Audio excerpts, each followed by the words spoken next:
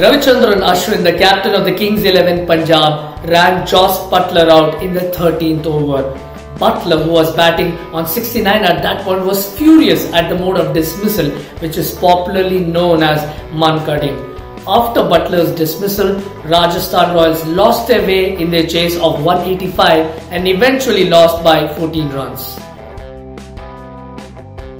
A Mankading occurs when the batsman at the non-striker's end is outside the crease and the bowler in his run-up whips up the bails only to catch the batsman outside the crease and run him out. Technically, it's also called a run-out. However, the name for this dismissal actually came about when the former India all-rounder Vinu Mankad ran out Australia's Bill Brown in the year 1947. Although Mankad copped quite a bit of criticism from the Australian press, the then Australia captain Don Bradman stoutly defended him. Over the years, Mankading has become a much controversial decision and has been derided by many of the cricketers, and there has also been an unwritten rule in place that the bowler always warn the batsman before running him out. There is the instance of Courtney Walsh letting Salim Jaffer off with a warning during the 1987 World Cup semi-final.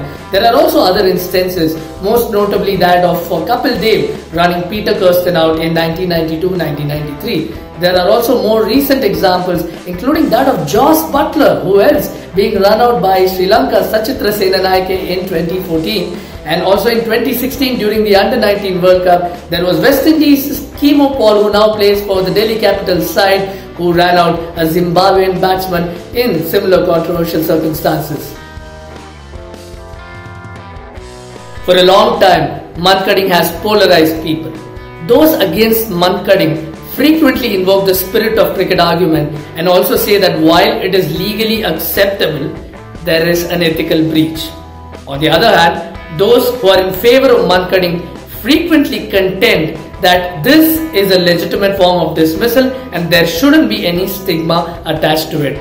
They also add that a batsman is making an unfair attempt at gaining an extra yard or two by doing what he is, and for that reason he should be punished and not the bowler. For all these reasons combined, there is always an outrage whenever a Mankading dismissal is involved. It is for this reason perhaps that captains have traditionally been a little reluctant to uphold an appeal. Prominent examples of this actually include Mahendra Singh Dhoni of India against Ian Bell of England, and there is also the instance of Virender Sehwag not upholding the appeal against Lahiru Thirimanne of Sri Lanka after Ravichandran Ashwin Mankaded him. It is said that Sehwag was persuaded by Sachin Tendulkar to withdraw the appeal against Thirimanne. In this episode, there are two people who are no strangers to Mankading. While Ravichandran Ashwin is a known advocate of this form of dismissal, Butler is a repeat offender. What complicates matters slightly in this case is that Ashwin appears to pause slightly before knocking the bails off. Now this has led to insinuations that this was deliberate from Ashwin so that he could actually watch where Butler was at the time he knocked the bails off and accordingly run him out. Now this also didn't go down well with the Rajasthan Royals coach Paddy Upton, who appeared to exchange some unsavoury words with Ravichandran Ashwin at the end of the match. He also went on to express his displeasure at the post-match press conference.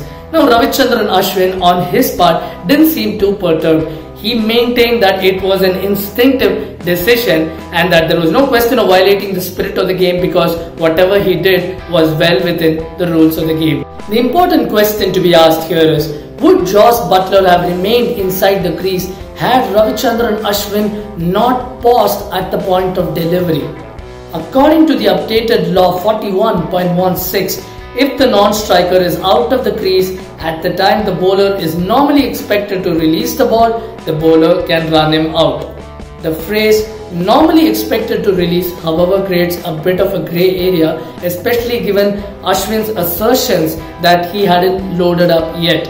And also it's not unusual to see a lot of bowlers delaying or pausing at the point of delivery, especially the likes of Syed Ajmal or Kedar Jadhav, because this is a common mode of delivery pattern that we see these days. However, when this decision was referred to the third umpire Bruce Oxenford, he declared it out.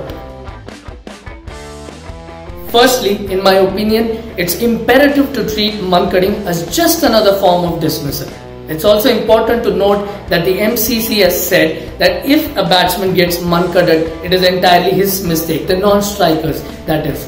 Also, it's an entirely hypocritical argument when someone makes a moral question, especially the spirit of cricket advocates who spring out of nowhere and wonder where the spirit of cricket is going. But this is utterly hypocritical because it's a simple fact that these are the very people that have hardly ever spoken out against batsmen nicking one behind and not walking.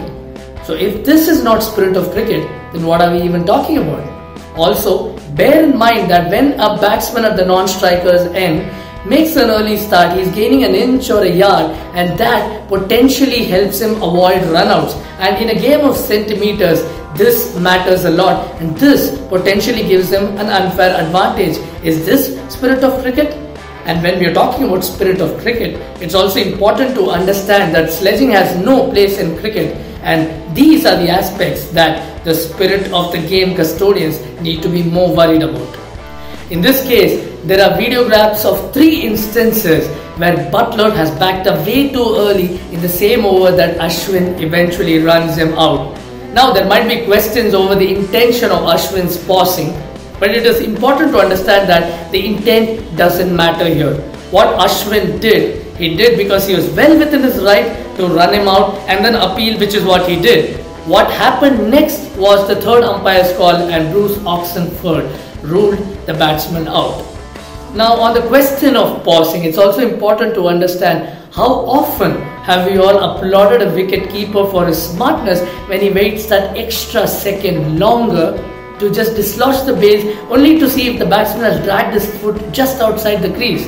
Think about that. It is also important to understand that Mankading as a word stigmatizes the bowler. As Peter Della Penna of ESPNcricinfo really rightly puts it, it is important to not stigmatize the bowler but stigmatize the batsman in this case. It is also important that the ICC have a relook in the kind of phrasing that it uses, which could at best be described as ambiguous. Lastly, we all hope that this incident proves to be a strong deterrent for batsmen who have been getting away by gaining an extra inch or a yard or two all the time. If you have enjoyed watching this, thank you so much. Please do like, share and subscribe.